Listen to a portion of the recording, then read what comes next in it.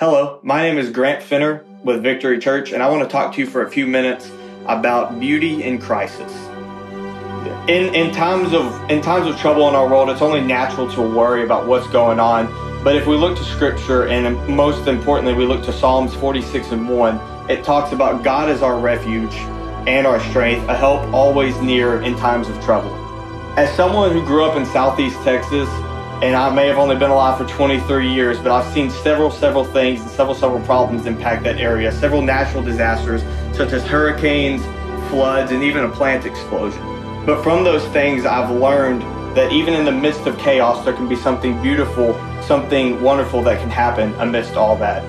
With hurricanes and stuff that we look at, we can see that in the midst of all the chaos, there's one thing beautiful about a hurricane, and that's the eye of the storm. While all this other stuff may be flying around, there may be floods going on, there may be tornadoes. When you're in the eye of the storm, everything is okay, everything's secure, and you don't have to worry about everything that's going on around you, because at that moment, you're safe and protected. And so it's important that we realize that that applies to our life, and that no matter what may happen in this world, no matter what may come against us, as long as we are in God, as long as we're with Christ and we have a solid relationship with Him, He is protecting us. He is our eye in the middle of a storm, who is always making sure that we are watched after. Luke 12 talks about that God protects the birds and the animals, and He even protects the flowers and gives them their beautiful colors. And that if God does all these things for all these things in nature and everything else that's going on, how much more does He love us? How much more will He protect us? And so while the rest of the world worries, let us take advantage of this time to grow closer as a church, to grow closer as families, to grow closer as communities, and to grow closer with God.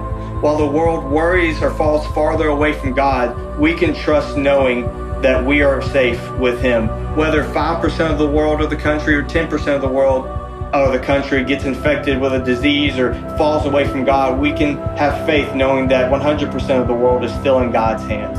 And so with that reassurance, it is important to maintain faith in God and to trust in Him through trying times.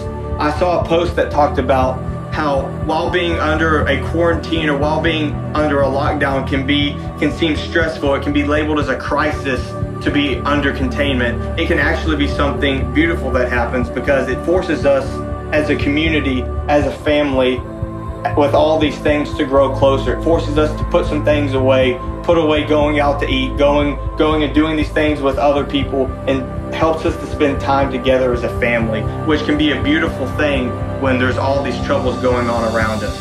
And it's important that even if we're under lockdown, even if we're under quarantine, we live in the year 2020. And so even if we can't see all the people that we would want to see, we have all these different ways with FaceTime and our phones and the internet to get a hold of our loved ones and to spend time with them and to make sure that they know that they are the most important ones in our lives and that we love them. And so before I end this, I want to talk to you and give you a challenge and tell you a quick story about a tree farm that one of my friends visited this one time. He went and he walked through this farm, and he saw all these different acres of farms with trees that were at different stages. Some were tall, some were short, some were just saplings that had just recently been planted. And after walking through and viewing and seeing all these things, he began to talk with the owner, wondering what was going on and why all these different stages of trees were there. And the owner talked to him about the generations of his family that have owned this tree farm.